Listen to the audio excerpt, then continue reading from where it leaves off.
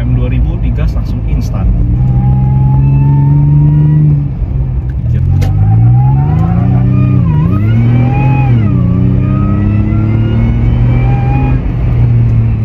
Supercharger ini cara kerjanya dia diputar oleh belt untuk menghasilkan boost. Jadi puli bagian bawah muterin belt, lalu beltnya muterin puli bagian atas, travelnya lebih panjang dari standarnya. Jadi shock itu mainnya bisa lebih jauh. Kalau tadinya misalnya shocknya cuma main sekitar 5 inch terus sudah mentok, ini ada piston pemisah di tengah-tengahnya, ya biasanya lebih ke arah ke sini karena sebagian besar ini isinya nitro. Nah, nitro ini menekan oli agar oli di dalam ini tetap padat. Halo teman-teman semua, apa kabar? Balik lagi bersama saya Lukas dari Engine Plus Motorsports. Hari ini kita mau bahas sesuatu yang beda. Biasanya kita bahas mobil yang ceper-ceper buat ngebut di tol. Kali ini kita bahas mobil yang tinggi dan buat main off-road. FJ Cruiser tahun 2014 yang telah kita modifikasi. Terutama di sektor mesinnya, kita pasangin supercharger. Kayak apa? Yuk kita lihat.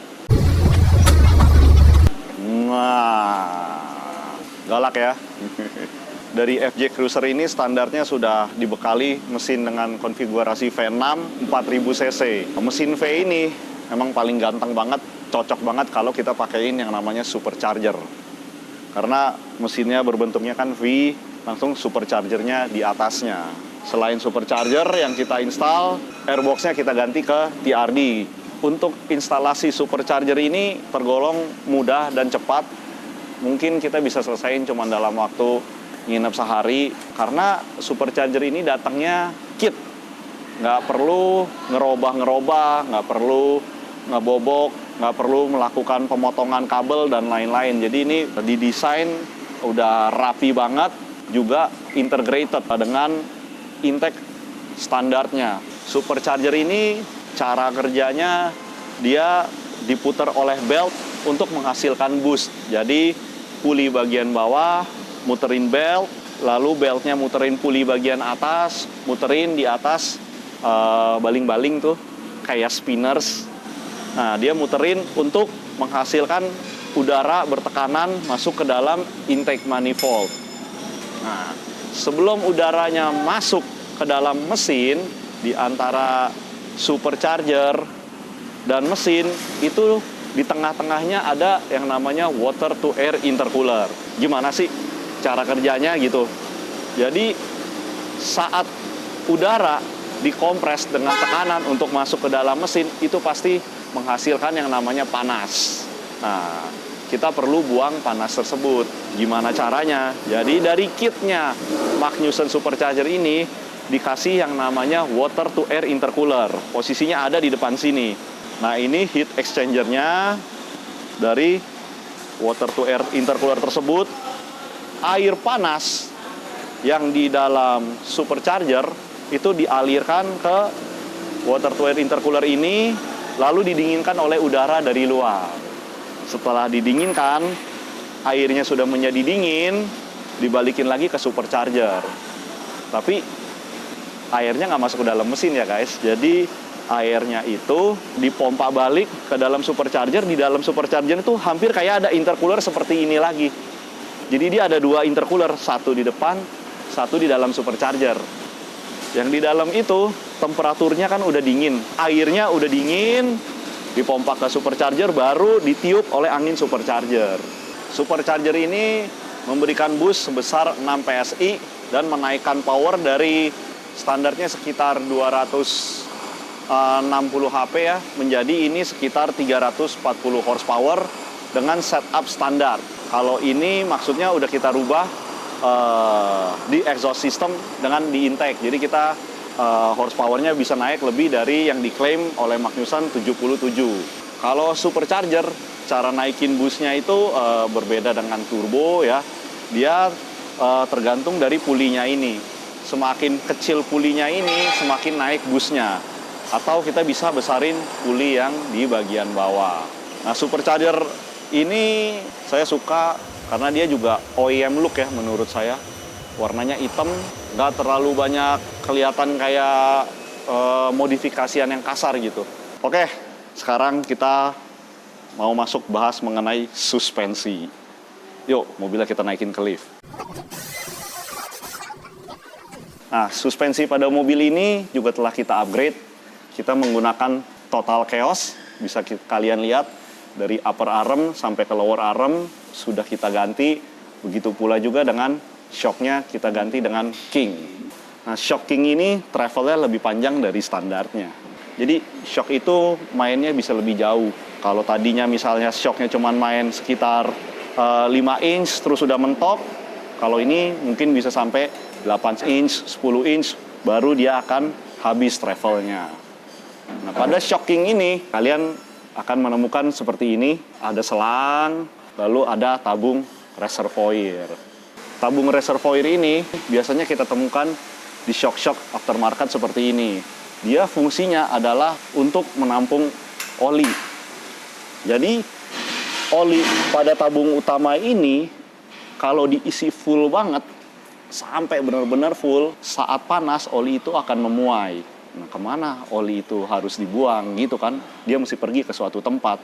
Nah, dia saat olinya full banget, nanti dia akan masuk ke dalam reservoir gitu. Kenapa mesti pakai reservoir? Kenapa nggak olinya dikurangin aja? Ya bisa aja, tapi kerja shocknya jadi nggak optimum.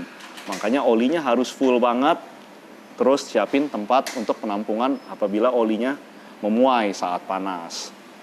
Di sini juga kita temukan ada klik, bisa diputar, itu untuk menentukan compressionnya seberapa keras. Jadi maksudnya compression itu saat mobilnya kena jalan jumping gitu misalnya, saat mendarat mau berapa detik posisi mobil itu sampai ambles ke bawahnya, itu kita atur dari compressionnya gitu. Lalu juga di shock seperti ini ada di bagian belakang dari reservoirnya ada tempat untuk isi angin nitro. Nah, ini nggak kelihatan ya, di belakang kelihatan. Ini kita lihat dari bagian belakang lebih jelas untuk nitro. Nah, di sini nih ada tempat pengisian nitronya nih. Tuh, dia kayak pentil angin ban lah, tapi anginnya nitro. Jadi saat oli yang berlebih semua masuk ke dalam sini, ya kan? Ini ada piston pemisah di tengah-tengahnya, ya biasanya lebih ke arah ke sini karena sebagian besar ini isinya nitro. Nah, nitro ini menekan oli agar oli di dalam ini tetap padat. Jadi shock ini bekerja tetap optimum karena olinya dipadetin terus ke sana oleh si nitro ini. Ini anginnya kencang, dari 150 PSI bisa sampai 250 PSI. Tapi jangan salah ya, ini kalau kita kempesin dari belakangnya atau kita lagi isi nitro, olinya nggak bercampur dengan nitro. Olinya itu benar-benar terpisah. Di dalamnya tuh kayak ada piston bulat, tapi dia bebas main, bisa ke kiri ke kanan tergantung tekanan dari nitrogen ataupun tekanan dari si oli yang masuk ke dalam sini. Nah, pada suspensi mobil off-road, selain kita ngelihat shocknya yang besar begini, terus ada tabung reservoirnya, kita juga suka nemuin nih, tuh ada belt. Ini belt ini ngikat dari sasis atas ke arm bawah. Fungsi dari belt itu buat ngejaga saat suspensi lagi benar-benar paling turun, kita mau setel seberapa banyak turunnya. Batasan lah, supaya jangan terlalu turun banget kaki-kaki, jangan terlalu ngondoi ke bawah. Nah, kita setel dari belt itu. Dan itu juga membantu umur si shocknya sendiri menjadi lebih awet. Karena kalau saat suspensinya terlalu turun, terus sampai travel shocknya habis, paling keluar, nggak ada yang bantu nahan si belt itu. Umur shock menjadi lebih pendek. Makanya juga dibantu oleh belt itu. Sehingga saat dia lagi jumping, suspensinya turun ke bawah, ini kan bannya berat banget nih. Ukuran 33 dibantu oleh belt. Jadi saling support antara si shock dan belt itu sendiri. Nah, untuk velg dan ban, velg menggunakan braid offset 0 karena kita nggak perlu keluarin lagi offsetnya. Kaki-kaki Total Chaos-nya ini udah lebih keluar daripada standarnya. Lalu bannya kita pakai BFG diameter 33. Pakai ban BFG ini mobil juga jadi terasa lebih empuk. Buat di jalan raya untuk mobil gini enak menurut saya, nggak berisik, nggak bunyi ngedengung ke dalam. Makanya ini jatuh pilihannya kita pakai braid dan BFG. Ada sedikit kita modifikasi, ini juga kit dari Total Chaos, jadi ini mundur sedikit aja. untuk mengakomodasi ban saat belok, karena ban kan udah gede banget nih. Jadi saat muter kiri, muter kanan, nih mobil udah nggak ada gesrot, nggak ada mentok gitu. Selang rem juga udah diganti. Karena bannya makin gede, powernya makin gede, jelas butuh pengereman yang lebih presisi. Selang rem standar sama aftermarket apa bedanya sih? Kalau selang rem standar tuh kan karet, kalau di rem gembung.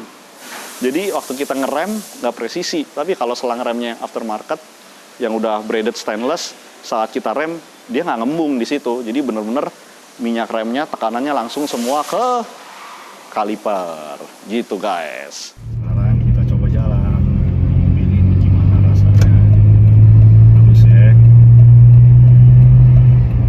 Kalau pakai supercharger, suara knalpot lebih kencang dari aslinya, karena kan itu busnya masuk menghasilkan horsepower lebih, knalpot juga suaranya jadi semakin kencang, jadi lebih kencang dikit lah dari aslinya gitu. Coba gas dikit-dikit.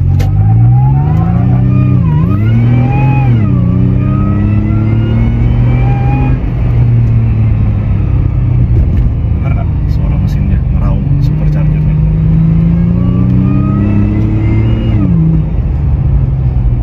RPM 2000 digas langsung instan. Karena si supercharger itu putarannya diputar oleh mesin menggunakan belt, jadi dia instan gitu langsung ya. Begitu kita buka throttle, kita gas, ya langsung masuk aja gitu. Jadi dia horsepower dan torsinya kalau di grafik dyno dari RPM bawah sampai atas ya udah langsung naik aja gitu, dibanding dengan yang standarnya. ECU-nya sendiri juga udah kita upgrade menyesuaikan superchargernya, karena kan supercharger itu menambahkan boost ke dalam mesin, menambahkan angin. Nah itu perlu kita lakukan penyesuaian. Kita perlu lakukan penambahan bensin. Nah ini udah kita flash juga ECU-nya, sehingga bensinnya sudah disesuaikan sesuai dengan kebutuhan supercharger. Untuk pengapian juga sudah disesuaikan. Settingannya ini untuk bahan bakar RON 95 ya, sejenis Pertamax Turbo atau mungkin Shell Nitro. Mobil ini dipakai harian RPM 1000, 1500 gitu ya, nyaman, nggak ada bedanya sama standar, nggak kayak mobil yang dimodif ekstrim gitu loh. Ini kan horsepowernya nambah sampai sekitar 100 dengan kombinasi supercharger, cold air intake TRD, exhaust TRD gitu kan. Nah, tapi ya dipakainya biasa aja gitu. Panel-panel dalam juga aman, nggak ada lampu cek engine ya, karena barang ini kit, jadi mereka udah pikirkan dengan baik, bikin semuanya mulai dari perubahan jalur puli, jalur fan belt, sampai ke ECU, semuanya terhubung dengan baik tanpa ada masalah sih. Kalau naik mobil begini ya ada respon, terus tinggi, bantingannya nyaman. Kayaknya orang-orang di depan ngerem-ngerem mulu, takut lobang, takut apa, kalau kita mah nyantai aja gitu. Untuk suspensi setelah kita pasangin Total Chaos, Shocking, ya kalau cuma jalan-jalan begini aja mah nggak ada rasanya. Gelombang-gelombang jalan beton ya kan. Dia makin kita bawa mobilnya makin kenceng, kena jalan gelombang, makin kita ngerasain ya di situ shock mahal, di situ shock bagus gitu kan. Nggak usah terlalu banyak puyeng ngerem-ngerem. Waduh, kalau naik mobil biasa udah jumping-jumping nggak karu-karuan kali. Ini jadi karakter shocknya ini memang mobilnya mesti ada kecepatan jalan untuk ngelibas jalan-jalan gelombang. Bukan kayak buat jalan 10 km masuk-masuk lubang gitu. Bukan kayak apa ya. Ya ini lebih buat ke ada speednya lah, off-roadnya gitu. Untuk ban kita kan udah robah tuh ke diameter 33. Nah itu perlu kita lakukan penyesuaian di final gearnya, itu gigi di bagian belakang dari gardannya. Ban yang lebih gede kan jadinya kepanjangan gitu kan gear rasionya, makanya di final gear belakangnya kita gedein. Nah, final gear belakang itu digedein kayak sama kayak motor lah, kalau kalian makin gedein makin berasa enteng-enteng gitu kan, diberatin makin panjang-panjang ya, atau sama kayak gear sepeda, rasain aja kalau belakangnya makin gede ya makin pendek, makin enteng-enteng gitu kan. Nah ini perlu dilakukan penyesuaian ya. Oke, saya rasa itu aja informasi yang bisa saya bagikan saat ini, mudah-mudahan bisa bermanfaat buat teman-teman, bisa menjadi masukan-masukan. Thank you.